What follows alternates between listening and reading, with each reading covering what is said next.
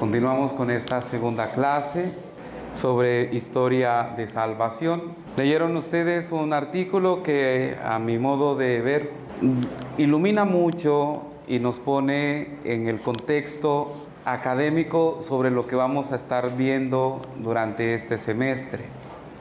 Hablar de historia de salvación básicamente es hablar del diálogo que establece Dios entre Él y nosotros como hombres y mujeres, y cómo en la libertad el hombre, la mujer, acoge o rechaza entablar este diálogo. Les envié esta tarea que ahora, de manera muy breve, después me entregan sus hojitas, vamos a repasar. Porque las preguntas han sido planteadas de modo que nos quede esto siempre muy claro. En la Sagrada Escritura, los acontecimientos históricos manifiestan la acción salvífica de Dios verdadero. Todo lo que se narra en la Biblia hace parte de la historia de la salvación. No hay nada que esté allí que pudiera omitirse. Incluso estos pasajes difíciles, complejos, en donde uno ve cómo los hombres se convierten en crueles, en bárbaros, en mezquinos, también eso hace parte de la historia de la salvación. No hay nada que sea ajeno. La fe del Antiguo Testamento es de carácter mítico y no se apoya en acontecimientos históricos falsos. En la Biblia no hay mito en el sentido peyorativo de contar una historia fantasiosa o fabulosa, sino que en el Antiguo Testamento, la fe del Antiguo Testamento se apoya exclusivamente en eventos históricos, y de esto va a tratar nuestro curso. ¿Cuáles son estos eventos históricos y cómo estos eventos históricos nos revelan al Dios que está queriendo salvar a la humanidad? El mensaje de Jesús es una predicación centrada en la historia de la salvación. Verdadero. Jesús va a decir: yo no he venido a abolir la ley, sino a darle cumplimiento. Él se reconoce como fundamento, como alguien supremamente especial en este proyecto salvífico de Dios. Jesús va a encarnar las promesas y las va a llevar a esta plenitud. Para San Lucas, la obra terrena de Jesús constituye el centro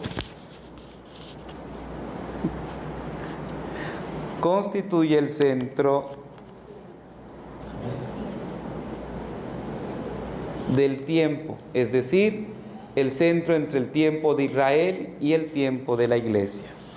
Lucas es un historiador. Esto es verdadero. Lucas es un historiador que sabe contar la historia. Va a decirlo en el prólogo del Evangelio y también cuando introduce su segundo texto, su segundo libro, Hechos de los Apóstoles, que él está haciendo la tarea de poner por orden, históricamente hablando, todo lo que sucedió en la persona de Jesús y en la comunidad que surge a partir de este movimiento de Jesús. Desde una perspectiva teológica, la historia de la salvación es el conjunto de acontecimientos históricos relacionados positiva o negativamente con la salvación definitiva del hombre. Verdadero. Como les decía, las 5. Para San Pablo, la historia de la humanidad anterior a Cristo le parece sencillamente una historia de miseria. Verdadero. Pablo dice que toda la historia anterior a Cristo, y esta es una lectura, Pablo no valora positivamente la historia antes. Es una historia que no ha llegado a la plenitud. Es una historia imperfecta, es una historia llena de miserias, dice el artículo.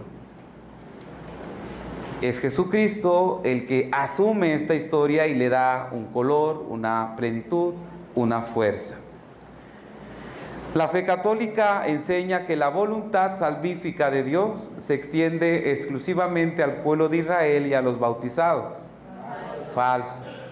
Porque poco a poco, en esta misma desarrollo histórico, la salvación se extiende a todos, hasta llegar a nosotros. Y la 6, sí, este es verdadero. Y la 8, la historia general de la salvación está sostenido por la acción salvífica sobrenatural de Dios. Verdadero.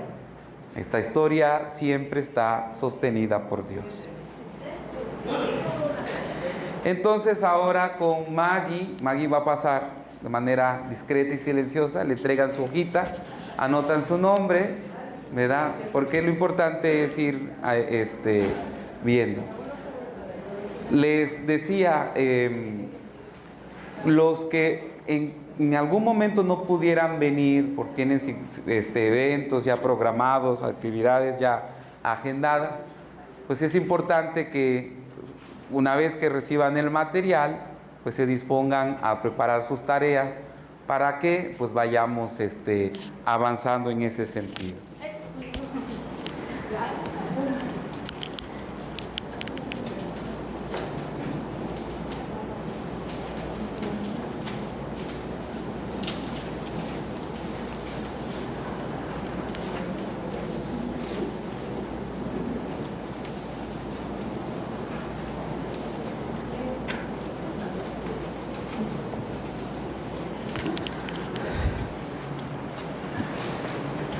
Vamos entonces a entrar de lleno a esta materia y vamos hoy a hablar sobre los patriarcas. Alguien preguntará, ¿y por qué nos saltamos los primeros 11 libros de la Biblia? 11 capítulos, perdón, del Génesis, y empezamos con el capítulo 12. Les tengo que decir que en el más auténtico de los sentidos, la historia de la salvación comienza con Abraham, con un hombre concreto con el que Dios se ha encontrado y al que Dios le ha mostrado una propuesta, una oferta. Los primeros 11 capítulos de la Biblia que hablan de los orígenes, que hablan de la creación, que hablan de la presencia del mal en el mundo, son una forma de dar razón a algo, pero estrictamente no son historia. Cuando tengamos el curso, la materia de Pentateuco, se los explicaré mejor. Y entonces no vamos a hablar de la creación, no vamos a hablar del diluvio, no vamos a hablar de la Torre de Babel, porque esto forma parte de una manera diferente de contar algo. La historia inicia precisamente cuando un hombre concreto irrumpe con una relación específica con Dios. Bien, está como difícil esta cosa acá. Voy a ponerlo acá.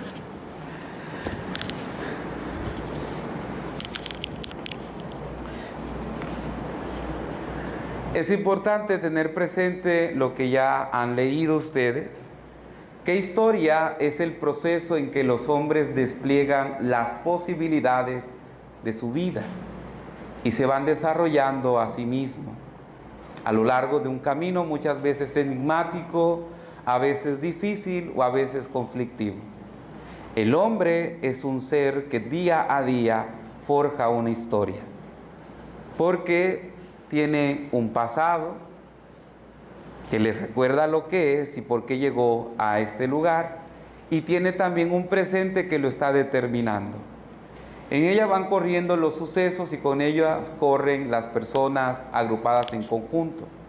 Una generación va transmitiendo a la siguiente sus conquistas o sus fracasos, sus visiones de la vida, sus ideas y estructuras, suscitando así una tradición que es base de la historia. La historia sagrada, lo que vamos a ver en este curso, el camino de la humanidad como proceso en el que Dios se manifiesta y los hombres libremente pueden responderle a Él. Y cuando el hombre le responde a Él, se salva.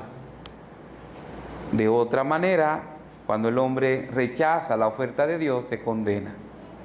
Y ahí tenemos, por ejemplo, a personajes como Jezabel, esta malvada reina, o Judas Iscariote, teniéndolo todo para hacer de sus vidas algo verdaderamente significativo, prefirieron ponerse de espaldas al proyecto de Dios, y esto termina para ellos en un caos terrible. La historia sagrada es entonces el proceso de manifestación de Dios que hace camino con los hombres.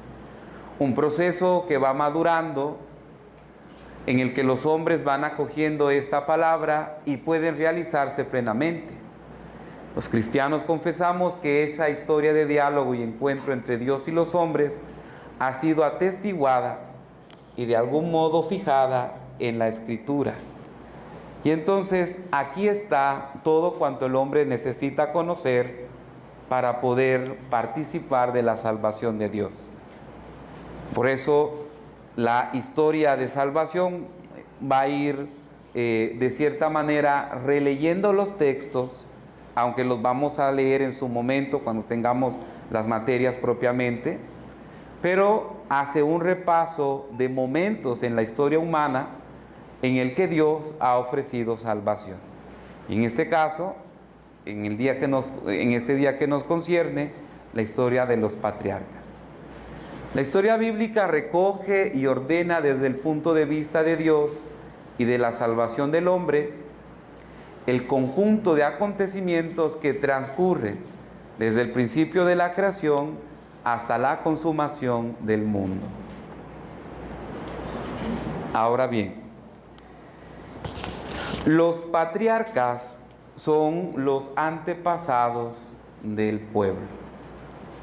Jesús va a decir, Dios no es Dios de muertos, sino de vivos. El Dios de Abraham, el Dios de Isaac, el Dios de Jacob. Para Israel, en estos tres personajes se manifiesta una voluntad expresa de Dios que quiere ofrecer a la humanidad una salvación. A partir del Génesis 2 se ocupan de los antepasados del pueblo de Israel, de aquellos que en el Éxodo son llamados israelitas o hijos de Israel, y que se encuentran en Egipto en situación de servidumbre, por lo que será necesaria la intervención de Dios mediante Moisés para alcanzar su liberación. Vamos a leer 4 generaciones: Abraham, Isaac, Jacob y los hijos de Jacob, que son el pueblo que se establece en Egipto y del cual viene otro momento significativo para su historia, que será la liberación. Y entonces tenemos Abraham, ¿no? Desde el capítulo 12 al capítulo 25. De una manera muy breve, 2 capítulos, 25 al 27, la historia de Isaac, y luego la historia de Jacob, Génesis 28 al 37, para culminar con José y sus hermanos, con final de la historia de Jacob en el último capítulo. Abraham era un arameo errante, era alguien que no pertenecía al pueblo de la elección. Aquí está Tierra Santa y aquí está Babilonia. Este es Ur Y este es el trayecto que hace Abraham hasta llegar aquí. Se establece aquí en Siquén, Betel. Aquí ofrece en Hebrón, Beersheba, Cades. Cuando hay hambre, baja a Egipto y luego sube y se establece. Este es el trayecto de Abraham en rojo. Luego los viajes de Isaac son aquí mismo. Y los viajes de Jacob sí llegan hasta Hará, cuando huye después de haber peleado con su hermano Esaú, y se encuentra con el ángel al que le pide que le bendiga para poder dejarlo en paz. Este es el contexto geográfico en donde los patriarcas se van a desenvolver. No es solo la tierra de Israel, sino que es, como ellos muy bien lo van a confesar en su credo histórico, son extranjeros, son migrantes, son babilónicos.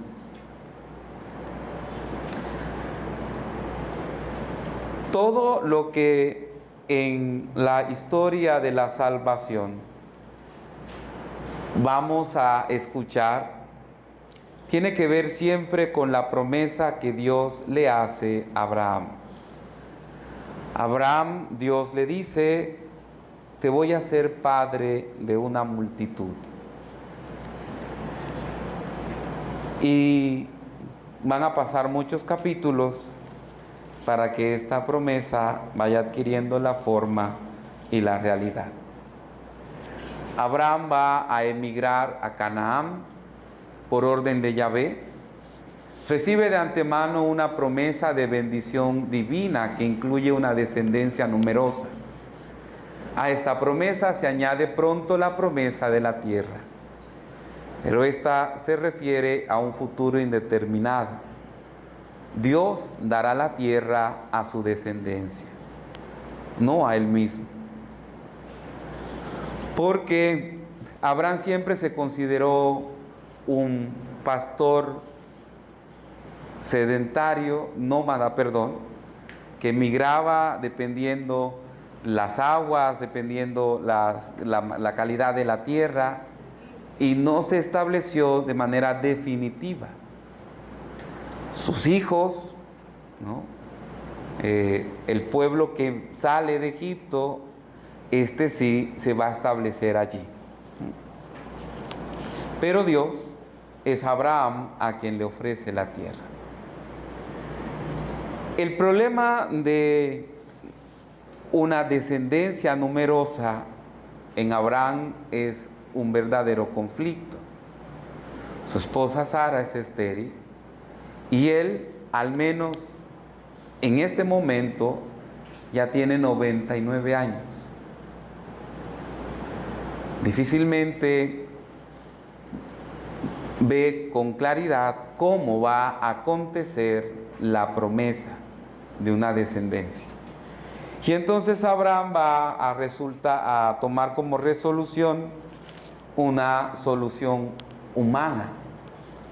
Va a poner a su sobrino Eleazar como heredero, pero Dios dice: no es tu sobrino, es alguien que tú engendres quien va a ser tu heredero. Sara es estéril, entonces Sara, que es la imagen que está allí, le presenta a la esclava Agar. Nace Ismael, pero no es este el proyecto de Dios. Para Dios nada hay imposible. Y Abraham y Sara tendrán que aprender a confiar en Él. Dios sabe lo que hace y ellos tienen que dejarse sorprender por esa acción. Qué equivocado estaba Abraham. La promesa de Dios se cumple de manera divina, no de manera humana. De aquí que vuelve a resonar la vieja promesa de que Abraham será un padre. La manera divina será a través del imposible, es decir, a través de una anciana de 90 años y de un anciano de 99. Dios hace posibles los imposibles. Y Abraham le cree a Dios. Por eso dejó todo, dejó su tierra, dejó su padre y se encaminó a ese proyecto. Va a haber crisis, va a haber dificultades, va a haber situaciones que no siempre podrá entender. La realización de la promesa de un hijo ocurre cuando parecía humanamente imposible para Abraham y para Sara. No es de extrañar que la reacción ante el anuncio del próximo nacimiento fuera la incredulidad, la de Abraham o la de Sara. Uno y otro ríen, y es curioso porque Isaac significa sonrisa. Sara ríe, pero Dios ríe más fuerte y le ofrece a ella un motivo para seguir alegrándose. Isaac es el heredero de la promesa, pero Abraham será sometido a una última prueba cuando Dios le pide que se le ofrezca en holocausto. Y solo le impide proseguir cuando está a punto de degollar a su hijo. Abraham, van a pasar todos los años, pero siempre será para nosotros modelo de creyente. Insisto, los textos bíblicos, la profundidad de estos textos los veremos cuando estemos en la materia de Pentateuco. Ahorita es un repaso general sobre esta historia salvífica. Después de Abraham tenemos a Isaac. Isaac, lo que la Biblia nos relata de él es algo muy breve, sobre todo siempre cosas relacionadas con Abraham. La vida de Isaac se desenvolvió en un ambiente sedentario, pues se dedicó a la agricultura y a la ganadería, actividad con la que incluso llegó a ser rico. Se casa con Rebeca, hija del arameo Betuel, ¿no? Porque cuando Abraham está buscando esposa para su hijo, va hasta Babilonia porque quiere que su hijo se case con una de su raza, no con los de allí de Canaán, sino allá con los caldeos. Tuvo 2 hijos, Esaú y Jacob, que le causaron muchas penas, ¿no? Rebeca también no supo respetar al pobre anciano ya ciego y lo engañó con Jacob. Isaac fue enterrado en Macpelá. Es una figura poco destacada. Es muy breve, son 2 capítulos, sobre todo los capítulos en donde Abraham le está consiguiendo una esposa. Después de Isaac tenemos a Jacob. El patriarca Isaac engendra hijos gemelos, Esaú y Jacob. Y la lucha entre ambos comienza desde el vientre de su madre. El texto es curioso porque la genialidad del que está escribiendo el texto, inspirado por Dios, nos presenta a 2 bebés queriendo salir primero, porque para ellos la primogenitura era verdaderamente importante.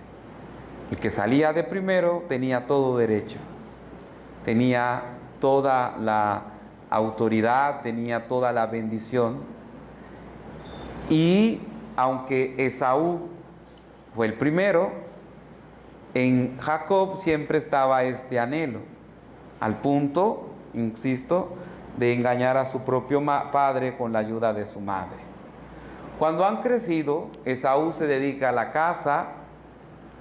En una de esas, siendo el primogénito, vende su derecho de primogenitura a su hermano por un plato de lentejas, al llegar hambriento de una de sus correrías. Rebeca toma el partido de Jacob, ¿no? Y siempre digo que aunque las mamás digan que no tienen favoritos, Rebeca las deja muy mal, porque tiene su favorito. y hace todo el esfuerzo y hace toda la lucha para que Jacob tenga lo que no merece, porque no es el primogénito. Rebeca toma el partido de Jacob. Llegando al momento, lo ayuda a usurpar la bendición paterna.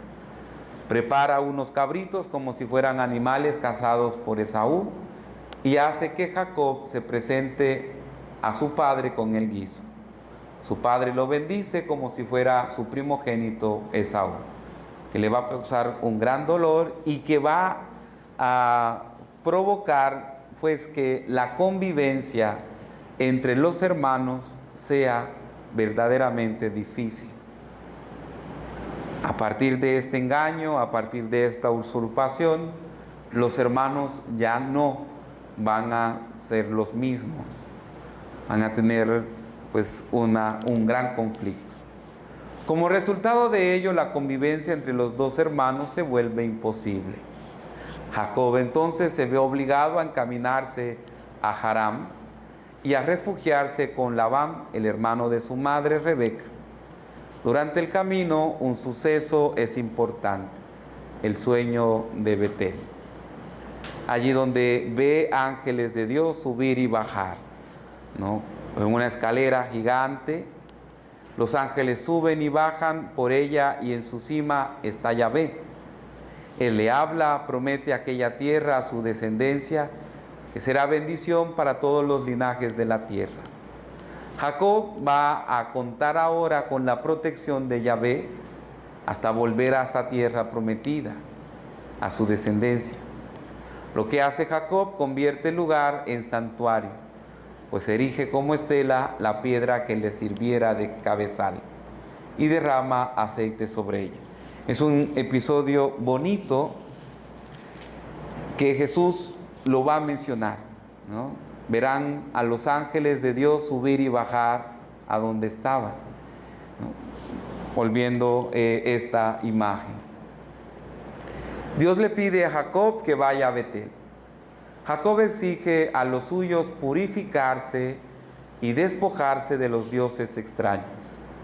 Son enterrados junto a una encima en Siquén. Un terror divino se apodera de los habitantes, que no hacen nada contra ellos mientras se encaminan a Betel. Allí erige un altar a Dios que se había aparecido cuando huía de su hermano.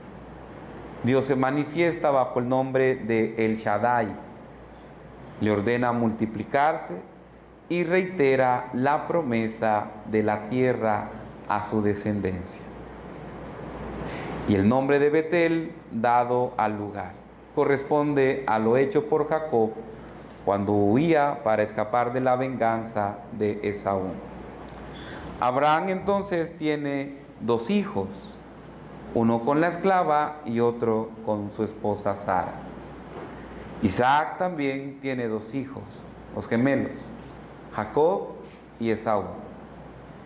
Y la generosa población la vamos a tener aquí con los 12 hijos de Jacob, que dará nombre a las famosas 12 tribus. 12 hijos con 4 mujeres. Con Lea va a tener a los 4 primeros, a Rubén, a Simeón, a Leví y a Judá. Con Bilhá va a tener a 2, Isaacar y Zabulón. Con Lea va a tener 6. Con Bilhá va a tener a Dan y a Neftalí. Con Silpa va a tener a Gad y a Aser. Y con Raquel, a la que Jacob amaba mucho, va a tener a sus últimos 2 hijos, José y Benjamín. Es importante tener estos nombres muy presentes, porque las 12 tribus, cuando salen de Egipto, van a ocupar la tierra. Pero la tribu de Leví, como es la tribu sacerdotal, su herencia está en el Señor y no en la tierra. Ellos no van a ocupar un lugar físico, sino que van a estar normalmente como sacerdotes sirviendo en los santuarios y en los templos. José, no hay una tribu que como tal que se llame José, pero sí José va a tener 2 hijos que van a ocupar, uno su lugar y otro el lugar de Leví. Y entonces así se complementan las 12 tribus en razón a los 12 hijos de Jacob. El número no es casualidad. La totalidad, la plenitud, bíblicamente hablando, se va a describir en número de 12. Cuando Jesús comienza su ministerio público, llama a 12 para que ellos constituyan el nuevo pueblo de Dios. Y en cada uno de estos 12 estén representados todos los pueblos de la tierra. Y para la mentalidad judía, todo el pueblo de Israel tiene una relación directa con los 12 que ocuparon un lugar. José no es patriarca y sin embargo en la Biblia se le da a esta historia una relevancia particular, porque José servirá como parteaguas en el sentido de que sus hermanos llegarán allá y estando allá es donde ellos van a experimentar la opresión, la humillación y saldrán. Por eso es importante esta historia, porque nos habla de cómo es que Israel terminó en Egipto y por qué Dios quiso rescatarlos, llevándolos de nuevo a la tierra prometida. La parte final del Génesis relata la historia de José y sus hermanos, desde el capítulo 37 al capítulo 50. Aunque los datos se mezclan al final con la conclusión de la historia de Jacob, la intriga de la historia de José y sus hermanos surge del enfrentamiento de los demás con José. El relato cuenta los pormenores, las consecuencias del enfrentamiento. José era el hijo querido de su padre. Los que hemos crecido en una familia de muchos hijos, sabemos que nos caía gordo cuando alguien decía, es que a mí me quieren más que a ti. Y entonces José no disimulaba el gusto que su padre Jacob tenía por él. Sus hermanos mayores, con razón, no lo miraban bien. Además, porque el chiquito sí sabía dar quejas. Y entonces iba a ver qué estaban haciendo sus hermanos para después ir a contárselo a su papá. Era el soplón. Era el chismoso. José es el soplón que cuenta a su padre todo lo malo que hacen sus hermanos, particularmente los hijos de las concubinas. Además, siendo el hijo mayor de Raquel, la bien amada, él es también el preferido de su padre. Prueba de ello es la túnica que le regala, ¿no? Una túnica de muchos colores. Y además, todos los sueños que tiene José siempre lo ponen a él por encima de sus hermanos. Se ganó un poco de esta incomodidad, de ese desprecio, y así está el texto. No estoy justificando a los hermanos, no estoy diciendo que José no sea tan víctima, pero el texto está narrando que hay actitudes que no son del todo fraternas en José, que de repente hizo que sus hermanos, los 10, confabularan para hacer desaparecerlo. Así las cosas, Jacob envía a su hijo a Siquem, donde pastorean el rebaño sus demás hijos. Cuando los busca en vano por la región, alguien le informó de que se habían ido a Dotán. Ni tardo ni perezoso se dirige allá. Sus hermanos lo ven venir desde lejos y traman quitarle la vida. Lo salva de momento la intervención de Rubén, también la de Judá, y lo ponen en una cisterna vacía. Hacen un hueco y ahí lo ponen. La parte final del relato contiene elementos irreconciliables o tradiciones diversas, porque a veces parece que José fue vendido por sus hermanos a unos ismaelitas, o a veces parece que fueron a unos madianitas, que lo suben del pozo y se lo llevan. Como quiera que sea, José termina en Egipto. Y allí en Egipto, pues también va a tener José problemas por sus sueños, por sus pretensiones, y tal vez porque era muy inteligente, era muy sagaz, y se ganó el favor de los que tenían el poder. Vendido por sus hermanos o robado, José va a parar a Egipto y es vendido a Potifar, eunuco de Faraón y jefe de guardias. Yahvé asiste a José y como todo lo que hacía prosperaba, su dueño lo nombra intendente de todos sus bienes. José era de buen parecer y la mujer de su amo se fija en él. José no escucha sus ruegos. Y está esta historia del acoso, ¿no?, de la mujer hacia el hijo de Jacob. José va ganándose un lugar en en Egipto, sobre todo entre los líderes, los que gobernaban, al punto de convertirse en el capataz, en el hombre que sabe muy bien administrar y que tiene, ¿no?, un poder solo menor que el del faraón. Llega el periodo del hambre, los egipcios recurren al faraón, que los manda a José, porque el hambre también azota duramente a otros países. Muchos van a Egipto en busca de víveres. Entre ellos se encuentran los hermanos de José, enviados por Jacob. Solo Benjamín se queda con su padre, mientras los otros 10 van a Egipto en busca del trigo que les falta.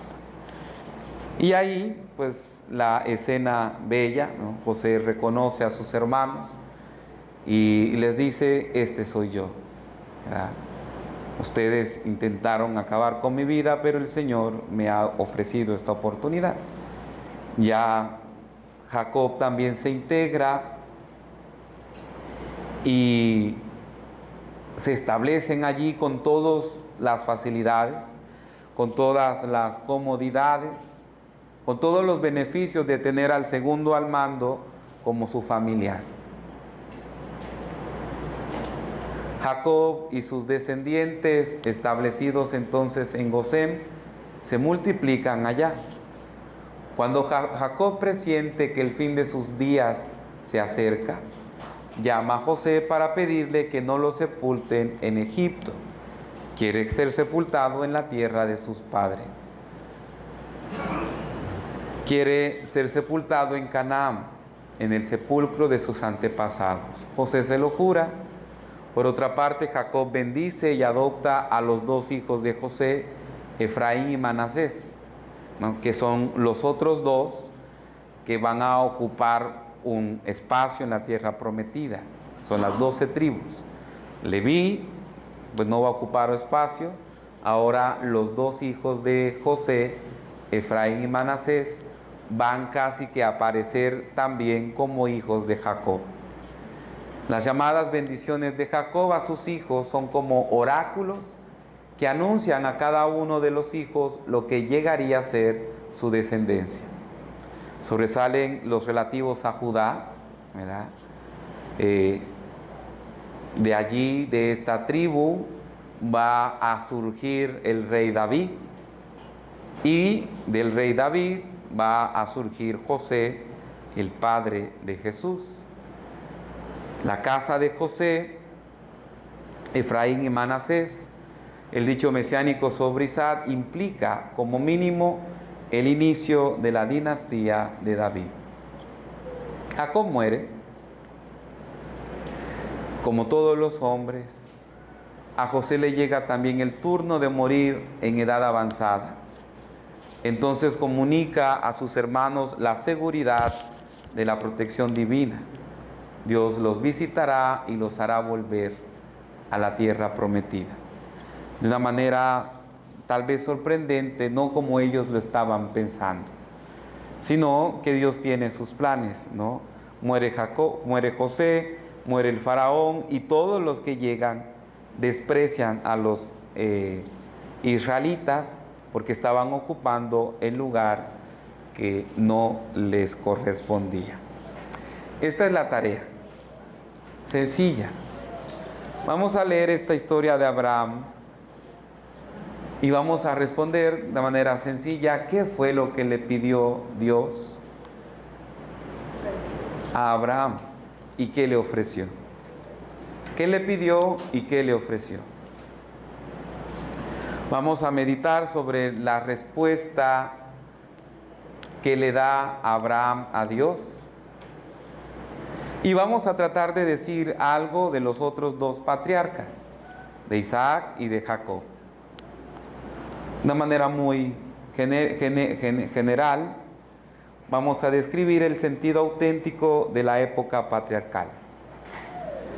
Son, como les decía, las bases de este pueblo que va a reconocer que tiene una identidad, que no se fueron formando así al azar, sino que el padre de uno engendró a otro y sucesivamente hasta llegar todos a formar parte, ¿no?, de esta promesa de Abraham. Abraham engendra a Isaac, Isaac engendra a Jacob y a Esaú, y de Jacob pues salen todos. Entonces, todos siempre van a estar relacionados con Abraham. Y por eso esta parte fundamental de la historia de la salvación, que arranca siempre con los patriarcas. ¿Alguna pregunta sobre este repaso breve de los patriarcas? ¿Sí? Para la siguiente, sí. Sí, lo anotan en su hojita.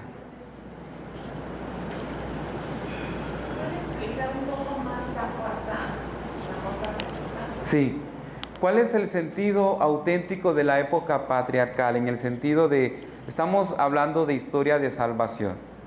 ¿Cómo Dios salva o cómo Dios ofrece la salvación leyendo estas historias de los patriarcas?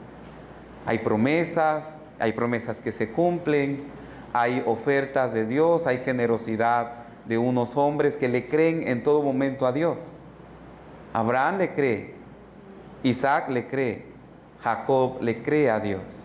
No hay resistencias, ¿no? ¿Cuál es el sentido? Porque es tan actual hablar de ellos, ¿no? ¿Alguien más? Sí. Tengo una duda Sí. respecto a, está la tribu de Judá, la tribu de Judá es el ejemplo de José, el ejemplo de José, el papá de Jesús. Sí. No, ¿por qué refirió a Manasés y a... Ah, no, Manasés y el otro, Efraín, son los hijos de José, el hijo de Jacob. No José, el papá de Jesús, el esposo de la Virgen María, ¿no? Porque, como les decía, vamos a ver si está la imagen. Como les decía, estos son los 12 hijos de Jacob: Rubén, Simeón, Leví, Judá, Dan, Neftalí, Gad, Aser, Isaacar, Zabulón, José y Benjamín. De estos dos, objetivamente ni José ni Leví van a ocupar un espacio en la tierra prometida. Los dos hijos de José, Efraín y Manasés, van a ocupar estos dos lugares. Entonces, cuando uno lee las 12 tribus de Israel, normalmente no integramos en las 12 tribus ni a Leví ni a José, sino a Efraín, a Manasés y los otros 10, ¿no? Les decía la importancia de Judá, porque de Judá va a surgir el rey David, ¿no? Y de Benjamín, el último, el rey Saúl. De David va a surgir José, el esposo de la Virgen María, de la cual nació Cristo. Entonces, Jesús está relacionado con Judá. Pablo va a decir que él es de la tribu de Benjamín y tiene el nombre de Saulo en honor al primer rey de esta tribu, Pablo. Jesús, pues bueno, es de Judá. Adelante. Padre, si Sara era estéril, entonces habla de un milagro. Sí. No, sí fue engendrado con participación de los dos, ¿no? Ante el problema de la promesa de una descendencia, Abraham, que ya está casi llegando a los 100 años, se inquieta y se desespera y dice: creo que yo no voy a engendrar un hijo, entonces le voy a dejar todo lo que yo tengo a mi sobrino. Pero Dios le corrige y le dice: no, sí, tu heredero va a ser un hijo engendrado por ti. Cuando Abraham se lo comenta a Sara, Sara dice: pero yo soy vieja y estoy estéril. Aquí tenemos unas esclavas jóvenes, dice el texto, con grandes caderas, ellas podrán quedar embarazadas y engendrar un hijo. Y entonces nace Ismael. Y sin embargo, no es este el proyecto de Dios. No son soluciones meramente humanas, sino que hay que dejarse sorprender. Y es cuando Dios le visita, y esta visita de los ángeles, de estos hombres, de los 3, que van con Sara y le dicen: el próximo año ya vas a estar con un hijo en brazos. Sara se ríe, Yesak en hebreo. Y cuando nace Isaac, le pone precisamente sonrisa, porque ahora Dios me ha sonreído. Ya no soy una mujer desdichada. Pero esto es la cooperación de lo humano, ¿verdad?, en este proyecto de Dios, a diferencia del embarazo de María, como ella muy bien lo ha dicho.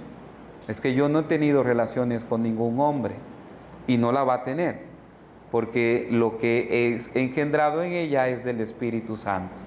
Las otras, Isabel, Ana, la mamá de Samuel, la otra mamá de Samson, todos estos van a tener relaciones, y de estas relaciones surgirán hijos, digamos, a partir de un milagro, ¿no? Una mujer estéril, una mujer que ya estaba en una edad avanzada, que logra quedar embarazada y tener un hijo cuya misión y cuya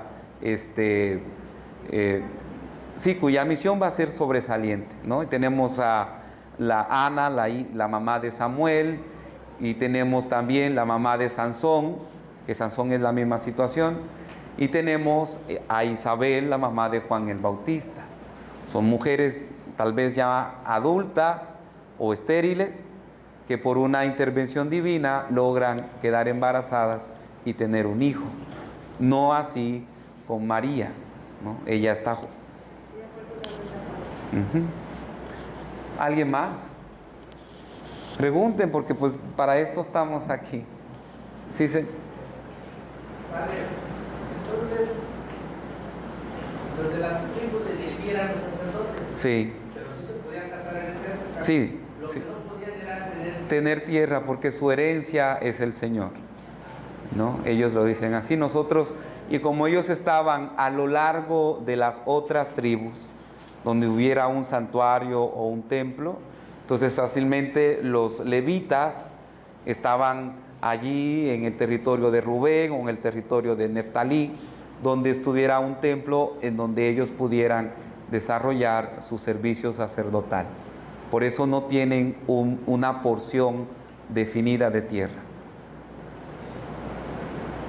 Su herencia es el Señor. Esa es una duda, padre, que Sí. va Abraham, después va Isaac, después Jacob, luego la tribu de Judá, luego el rey David, luego José, y después de José va Jesús. Es por lo que yo entendí, la descendencia de Jesús. Sí. Sí, ¿no? Sí, así es. Ese es el orden. Abraham, Isaac, Jacob, David, ¿no? José, hasta llegar a Jesús. En las genealogías, en Mateo y en Marcos, Mateo y Lucas, perdón, pues encontramos un poco de estas generaciones. Pues muy bien, muchísimas gracias por su atención.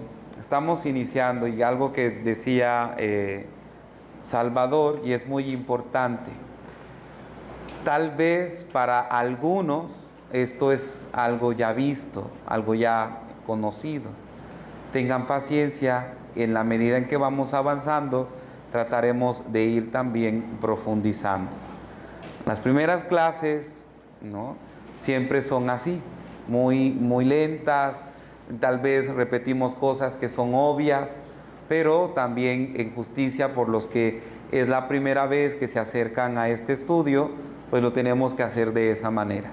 No se desesperen los que ya saben, los que tienen una experiencia, los que manejan muy bien todo esto, porque solo va a ser al principio.